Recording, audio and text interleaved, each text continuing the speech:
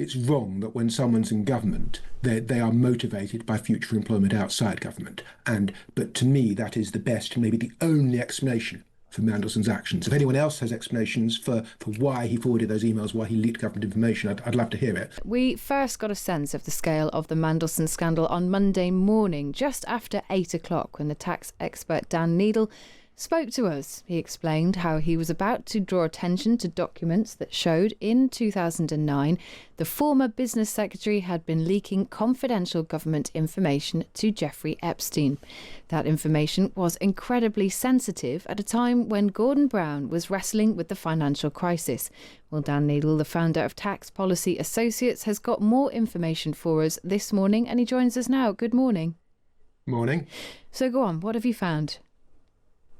So a question a lot of people ask is, why was Mandelson getting these, for him, small gifts for his partner of $10,000? How could he possibly be swayed like this? And Mandelson, I think, is telling the truth when he says it's absurd to think he'd be swayed by $10,000 gifts.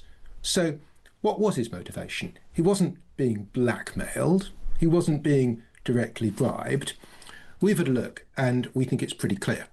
So if you look at the Epstein files, this is a couple of days before Gordon Brown falls, Mandelson's warned by Jess Staley, that's a very senior executive at JP Morgan who was deeply connected to Epstein and friendly with Mandelson. Staley tells Mandelson that sticking with Gordon Brown would be bad form commercially.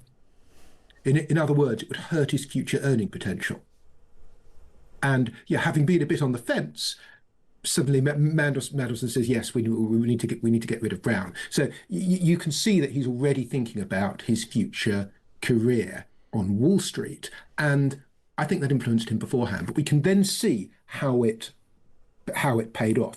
Just 48 hours after Gordon Brown resigned and the government fell, Epstein began trying to broker a job for Mandelson at Deutsche Bank. And within a couple of months, that paid out because Deutsche offered Mandelson $4 million to $10 million a year. And the stated reason for that hire, it says in the email, the CEO of Deutsche Bank wants to hire Mandelson to be able to access governments, families, and corporations. That we think it was looking to that which was driving Mandelson's behaviour. So, but he turned that Deutsche Bank offer down, didn't he, in the end? Yeah. He turned it down. So initially you can see Mandelson's super excited by the offer, but Epstein suggests that it's really not enough. And a bit later, Mandelson agrees. He says that the Deutsche Bank offer would be underselling himself. So what you're saying, so just so we can be really clear, because obviously we're following a number of steps here, Dan, what it seems to me that you are, I'm going to use the words alleging because, as you have said before, it's difficult to prove. What we're doing is joining the dots here. What you're alleging is that Peter Mandelson was swayed by the opinion of Jess Staley first and foremost, which influenced his decision, a political decision. And after that point, he was helped to find a very lucrative further employment by Jeffrey Epstein. Is that what you're suggesting? I'm saying that the evidence suggests that Mandelson's motivation was shaped by a belief that he'd be helped by Epstein to find lucrative employment afterwards. And that is what happened. And what was the lucrative employment that he eventually did go into? Because as we've said, he turned down that Deutsche Bank offer. He turned down that Deutsche Bank offer because he thought mere $5 million a year would be underselling himself. There are a bunch of attempts.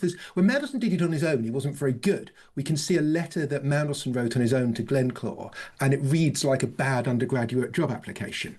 But when he's helped by Epstein, he has much more success. At some point, Mandelson decides he doesn't want a full-time job because he wants to build his own firm, Global Counsel. He wants a one-day-a-week job that will still pay him millions. That ends up being with Lazard, the financial advisor and asset manager. And throughout the discussions with Lazard, Mandelson relies on Epstein. He starts out seemingly knowing nothing about Lazard, asking, what do we think of Lazard, to Epstein. And later on, he asks Epstein, is it okay to tell JP Morgan that he's speaking to Lazard? And then when Mandelson finally gets a meeting with the CEO, Mandelson asks Epstein what he should say to the CEO. So Epstein is guiding this process. He really created the network of contacts that enabled it, and it helps him through it, like someone mentoring an undergraduate through job offers. Is there anything directly wrong with that, though, Dan? I mean, it might give us an insight into the man. It might give us an insight into the relationship between these two men. But is there anything illegal or very wrong about seeking advice and receiving advice in this way? Well, first of all, it's wrong that when someone's in government, they are motivated by future employment outside government. But to me, that is the best and maybe the only explanation for Mandelson's actions. If anyone else has explanations for why he forwarded those emails, why he leaked government information, I'd love to hear it. But for me, this is the best one. What's wrong specifically is that ministers are not supposed to leverage their government knowledge into lucrative jobs afterwards. It was at the time prohibited, but there was a loophole. And the loophole was that you could be an advisor.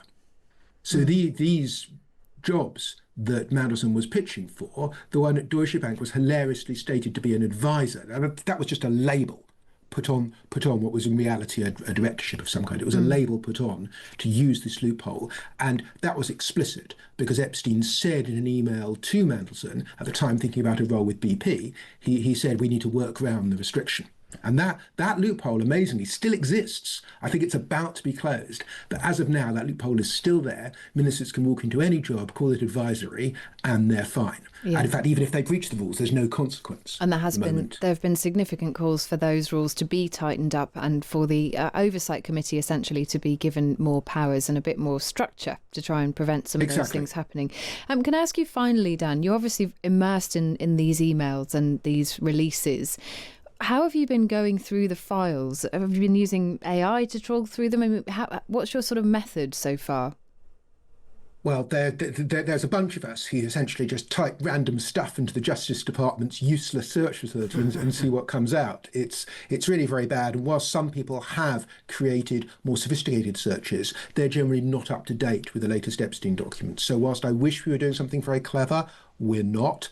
I'd say to everyone listening, if you have a few minutes, go on the Epstein files, the Justice Department, type some random phrase, see what you find. If you find something interesting, I'd love to hear it. And if anyone wants to see all the original documents I was talking about, please go to taxpolicy.org.uk, taxpolicy.org.uk. Sorry for the plug. That's okay. Dan, thanks very much for joining us.